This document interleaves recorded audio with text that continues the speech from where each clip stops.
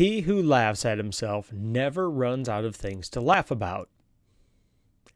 Epictetus. Hope I pronounced that correctly. This is the Wisdom Worth Knowing podcast. I'm your host, Craig Chamberlain. If it's your first time joining me, welcome. Thanks for giving me a shot. Wisdom Worth Knowing can be subscribed on all the major social networks, including Facebook, YouTube, and Rumble. You can also subscribe on Apple Podcasts, Google Podcasts, Spotify, and where every other podcast is distributed. The show is brought to you by Audible, where listening is the new reading. For a limited time, get unlimited access to thousands of audiobooks completely free for 30 days. Sign up right now at audible.wisdomworthknowing.org. That's audible.wisdomworthknowing.org. He who laughs at himself never runs out of things to laugh about. Epictetus. I think it's Epictetus. Really should have looked that up before I started the episode. Are you the kind of person who takes life incredibly seriously? Do you take it so seriously, in fact, that you have no ability to laugh at other things, let alone yourself? Also, do you possess the humility necessary to laugh at yourself? Those are the questions we're going to talk about and unpack a little bit this morning and hopefully have a little bit of fun with it. So, I do have a tendency, in case you haven't noticed, we're on episode 82 at the moment. I do have the tendency to take things a little bit too seriously, especially when I'm doing a podcast, right? So this is serious stuff. We must be serious all the time. But generally speaking, in my day-to-day, I do try to inject quite a bit more levity when I can. Obviously, if I'm in a current life situation where I'm in a high stress environment or I'm going through a season of depression or anxiety, and I do talk about going through seasons of stuff pretty regularly on the show, but if I am going through one of those seasons, it does become more difficult to laugh at myself. Because generally speaking, as life starts to get serious, we get serious, and then we don't want to laugh because it's not funny. We have serious things to do. But humor is one of those things, and a good sense of humor is one of those things that's kind of it's a free antidote, right? It's a free reprieve of the seriousness of our situation. And humor itself is sort of a necessary part of knowing the truth. Because as you start to cope with reality's kind of ugly, and it's super depressing a lot of the time and stressful a lot of the time. And so it's really easy to get crushed under the weight of that. I hope I'm saying that right. I just feel like we can carry the weight of the world on our shoulders if we choose to. And so when I find myself in that situation where I have this tendency to be in this super serious mood, or as what do people say, super serious mood, I try to remember just how tiny I am. And I think humility is one of the most important components to the successful sense of humor thing. Because even this quote where he describes he who laughs at himself, right? Because if we cannot laugh at just how absurd our own behavior is, and it is absurd most of the time, then we're taking our behavior very seriously. And while it is important to take what we do seriously, of course, and to be an adult and do the adulting thing, we do have to come to terms with the fact that in reality, life is not that, doesn't have to be that serious. And two things that help me with this. Like if you're one of the people who's like, man, I just can't laugh about anything. And I've been through seasons of that, by the way. The two things that really help me, the first one is realizing how powerless we really are over most things. And while that may terrify you or crush you, I mean, think about when you're a kid. That's generally, kids are better at laughing. You know, they're better at having a sense of humor. And I think that's because they've already conceded, early in their lives, just out of necessity, that they already know that, like, I'm along for the ride. There's nothing I can do. I'm helpless. I'm powerless. I have no resources. I have no control over my situation. It just is what it is. And so kids, they kind of wear life on their sleeves. They carry it around loosely, And I think that kind of frees them from the illusion that they have control over their situations. And so it allows them to be in a better position to laugh about things. When we're adults, we have this illusion that we have control and we need to maintain control and we have to be serious. And in a lot of ways, we do have to maintain control of our emotions. But laughter is one emotion that we really need to learn to just let loose,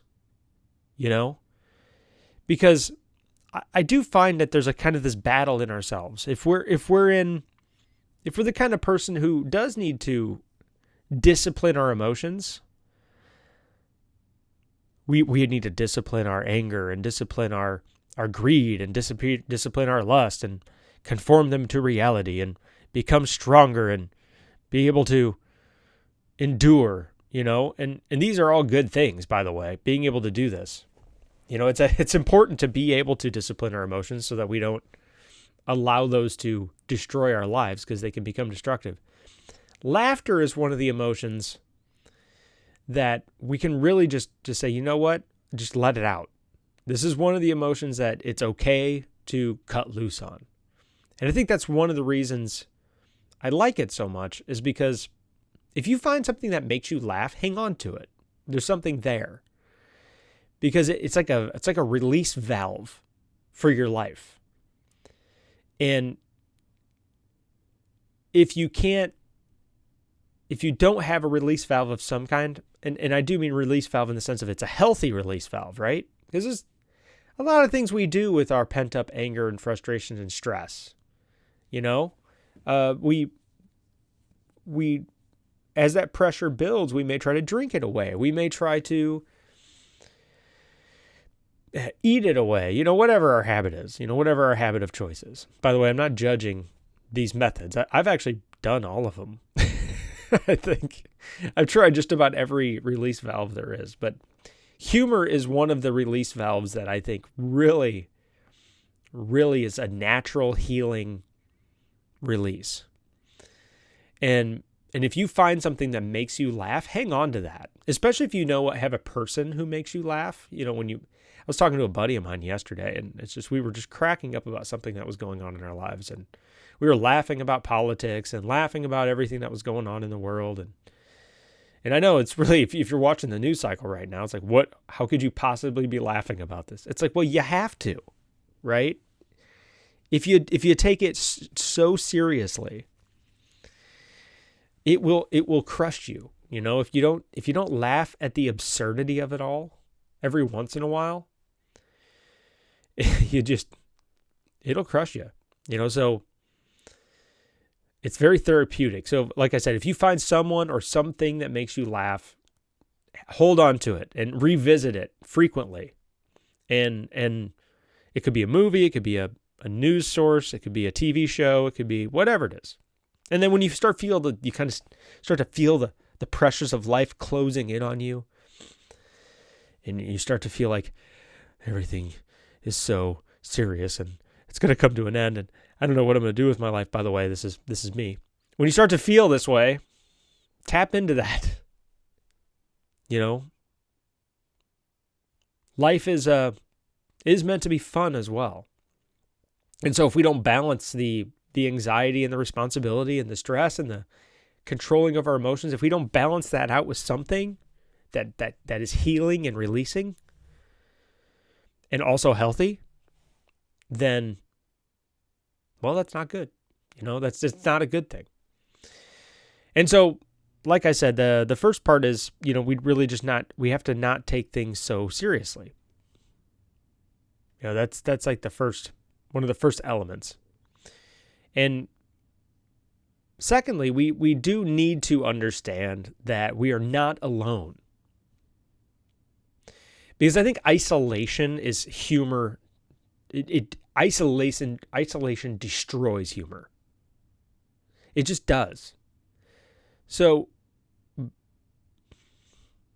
feeling like we are tragically alone in our struggles, in our life, in our current situations, nothing will destroy humor faster than to think that we are the only ones suffering and we are the only ones dealing with the absurdity of life.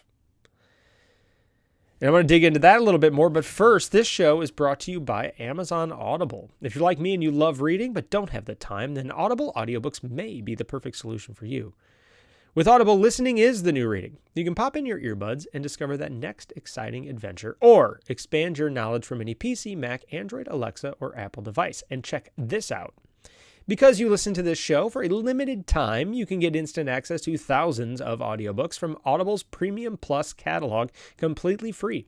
Just visit audible.wisdomworthknowing.org right now and take advantage of a free 30-day trial. That's right, for 30 days, you'll get full access to Audible's Premium Plus catalog, as well as an additional free title of your choosing. If you discover audiobooks aren't for you, no problem. You can cancel instantly online. That's it. It's that simple. 2 years ago, audiobooks began to change my life, and they may change yours too. So pause this podcast and head over to Audible. That's audible.wisdomworthknowing.org and sign up for this limited time offer for my listeners right now. Speaking of Audible, audiobooks, funny audiobooks are highly recommended. The very first audiobook, which was given to me by a buddy, was Hitchhiker's Guide to the Galaxy. And if you have not seen this movie or heard this book, definitely worth checking out. It's very sarcastic. It's very British humor. It's very dry. But it's also very clever and witty. It's one of the reasons I like British humor. Monty Python I grew up with, and man, so much good stuff. IT Crowd, one of my favorite shows. Because I was an IT guy, by the way. I'm formally trained in information technology. But Hitchhiker's Guide to the Galaxy, great book. It is on Amazon Audible, and the voice actor on it just nails it. It's somebody pretty famous, actually. Hitchhikers, I'm going to look it up. I'm doing it to you guys. Hikers Guide to the Galaxy, audiobook. Stephen Fry.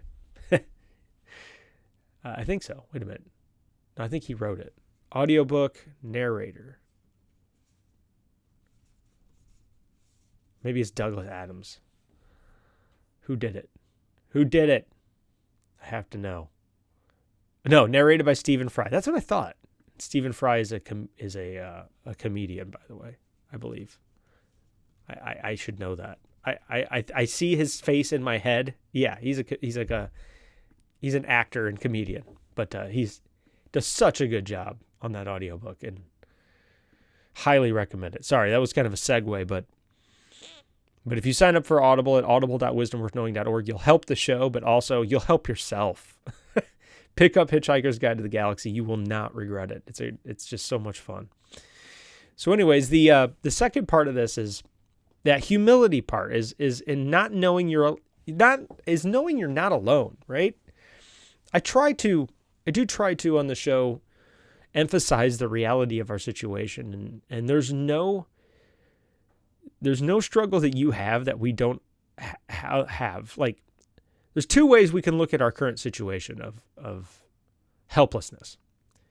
It's like, oh man, I'm powerless. I have no control over my life. Well, I shouldn't say that. I have no control over the things that happen to me in the world. And there's very little I can do about controlling other people. It's super depressing. I struggle with things, and they're terrible, horrible things like anxiety and depression and lust. And it's so awful. You could look at it that way, or I'm so helpless. There's nothing I can do to change anybody. I keep doing the same dumb things over and over again. Don't know why. Even though I keep trying not to. It just keeps happening. It's so ridiculous. So see what I mean? It's like there's two different ways we can really look at ourselves. The first way is when we're taking life so ridiculously seriously. And I have a tendency to do this, by the way. That we think that honestly taking it seriously is a good thing. And it's really not. it's good maybe at first just so we can kind of develop the habit of doing it. But after a while, if you take it too seriously, you'll just give up. It's not fun. Like, life's not fun if you take it so seriously. And the more complex the issues you're dealing with, and I talk about issues pretty complex on this show, the more complex the load that you're carrying, the less serious you need to take it. This is heavy stuff, right? When you're dealing with the depression in your life and the sadness in your life and the what's going on in the world, when you're dealing with all this stuff, it's heavy stuff, Adding unreasonable seriousness to the equation just makes it worse. It's like, so a good strategy for this too is just to kind of try to find the thing about it that's just so absurd. And once you start to observe human behavior, and you observe your own individual human behavior, by the way, once you start to observe the absurdity of it, and then you find the absurdity in it, and you find a way to laugh at it, it does lose its power over you. And right now as a culture, we actually struggle with humor, because there's a lot of serious, crazy things going on in the world, and we're more aware of them now than we ever have been. The social media and news cycle is such that the things we're dealing with are constantly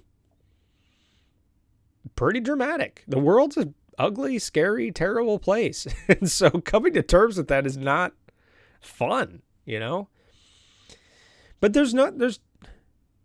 I guess maybe here's the trap that we fall into. If we laugh about it, we assume we're not taking it seriously. But the opposite is actually true. Because if you're laughing about something and not at something, those are two different things.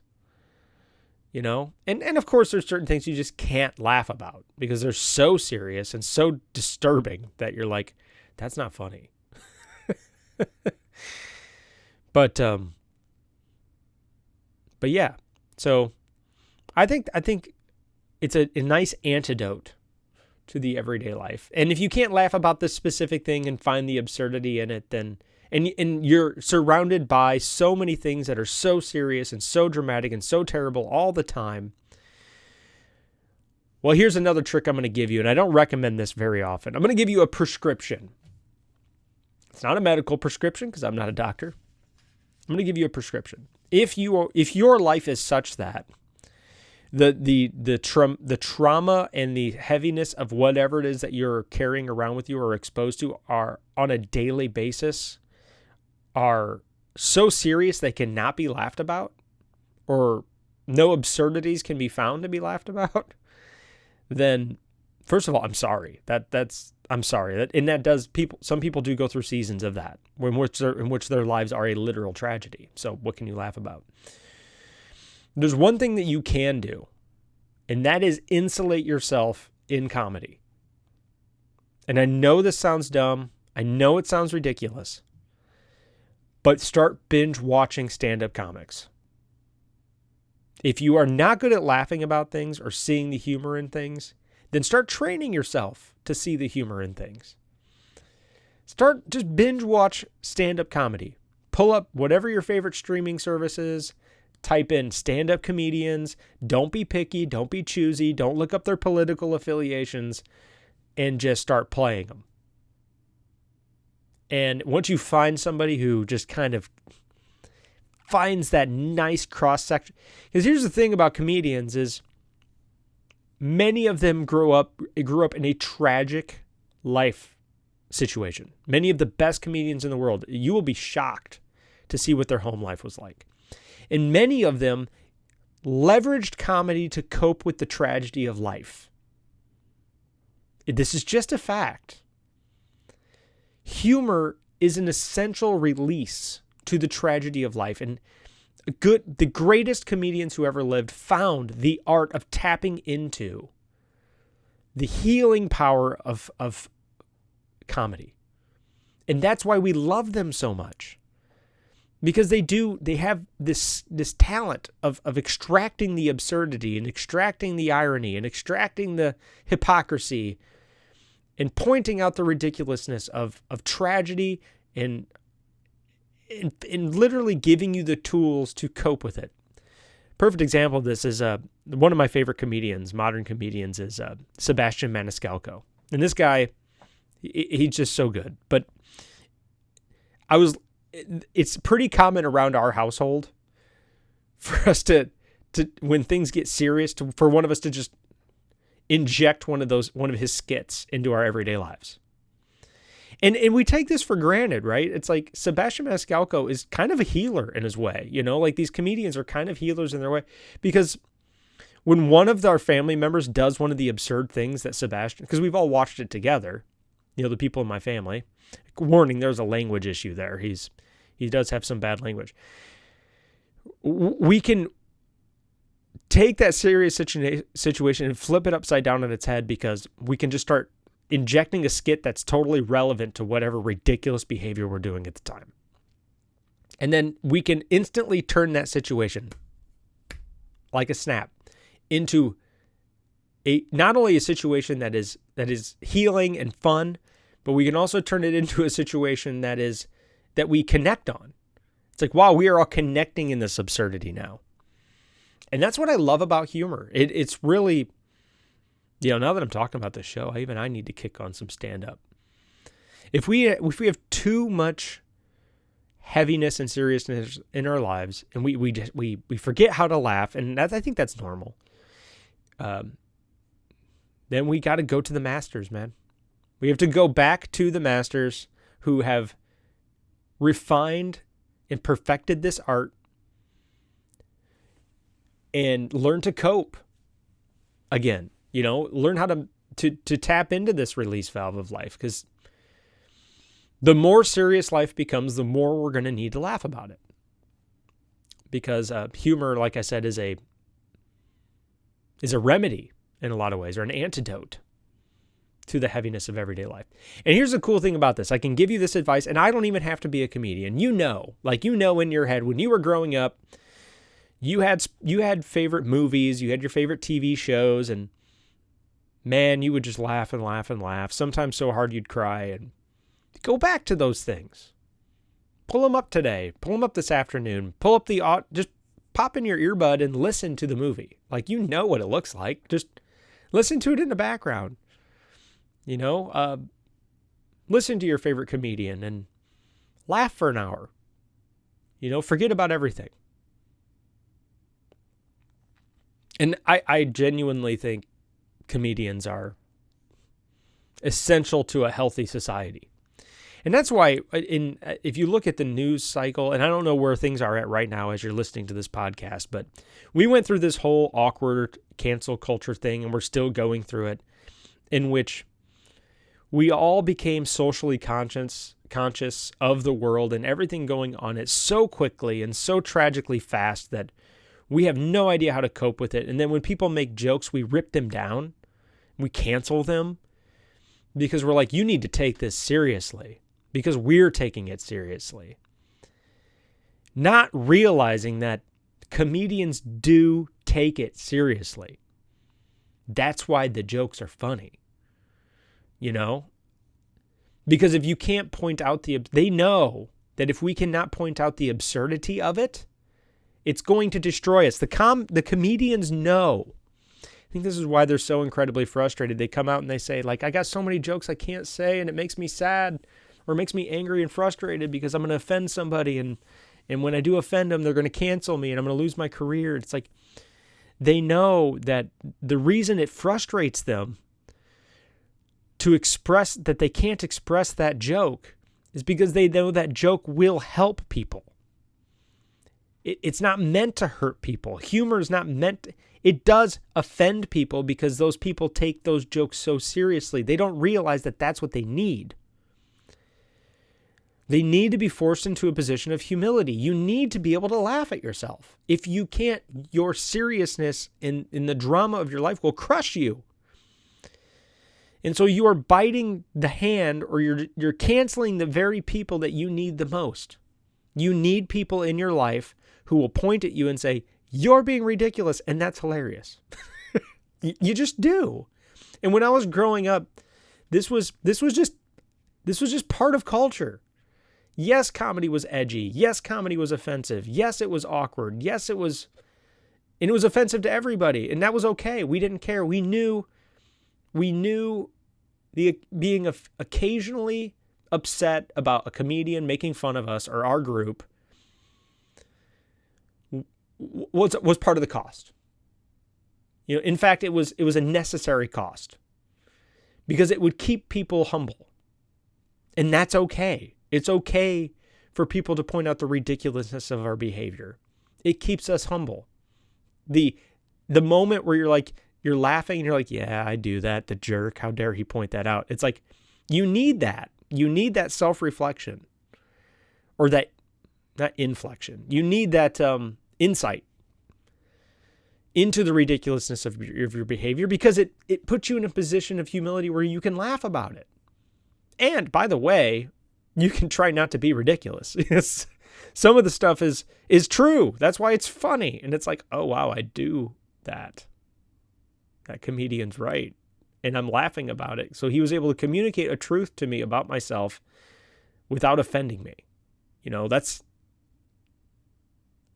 That's awesome. Comedians are magicians, wizards almost. And it's really, really sad that we don't take them as seriously. I shouldn't say seriously. It's sad that we don't take comedians seriously. That's funny. It's really sad that we don't value them as much as we should. And it's frustrating that we don't value them as much as we should.